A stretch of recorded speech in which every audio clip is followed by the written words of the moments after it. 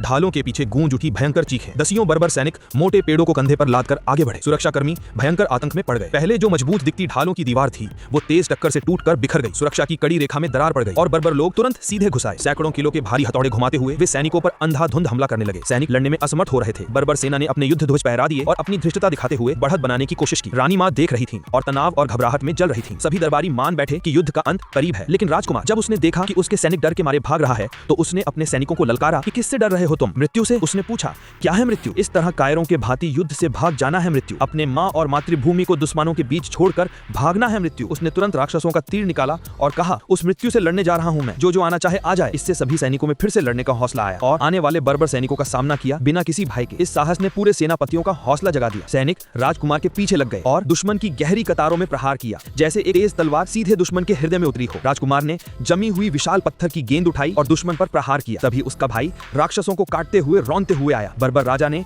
भारी हथौड़ा उठाया और भाई के पवन चक्की रथ को तोड़ डाला। क्रोध में उसका भाई तारे वाले हथौड़े से बर्बर राजा के रथ पर प्रहार किया। बर्बर राजा को ताकत झेलना मुश्किल हो गया और वो धराशायी हो गया। फिर भी बर्बर राजा ने हथौड़े से युद्ध जारी रखा। उसकी शक्ति अपार थी। भाई का शरीर थकने लगा लेकिन समय रहते मदद की और राजकुमार ने बर्बर राजा को पीछे ढकेल दिया। राजकुमार ने आसपास के बर्बर सैनिकों को हथियार बनाकर राजा पर फेंका। जैसे ही बर्बर राजा ने सोचा कि राजकुमार को रोक लिया है, अगले ही पल राजकुमार ने अपना सबसे बड़ा हमला शुरू किया। 2 टन सोने के शेर के सिर उठाए और बर्बर राजा के सिर पर लगातार प्रहार किया। राजा उड़ गया और अंत में शेर का सिर गिरा जो राजा के सिर पर टिका और उसे जमीन पर खींच लिया। राजकुमार अंतिम प्रहार देने ही वाला था लेकिन उसका भाई पहले ही बर्बर राजा के सिर पर गदा से जोरदार प्रहार किया और मौत के घाट उतार दिया। राजकुमार शांत रहा क्योंकि युद्ध से पहले शपथ थी कि जो बर्बर राजा को मारता है वही सिंहासन का अधिकारी बनेगा। लेकिन रानी मां ने तुरंत राजकुमार को सिंहासन पर बिठा दिया। दरबारियों में थोड़ी नाखुशी हुई लेकिन रानी मां ने साफ कहा कि सच्चा राजा सिर्फ वीर नहीं होता है बल्कि उसका दिल जनता के लिए धड़कता है और वो जनता को संकट से बचाता है। राजकुमार ही इस योग्य है। तुरंत ही सैनिक और जनता ने एक स्वर में राजकुमार का जयकारा लगाया।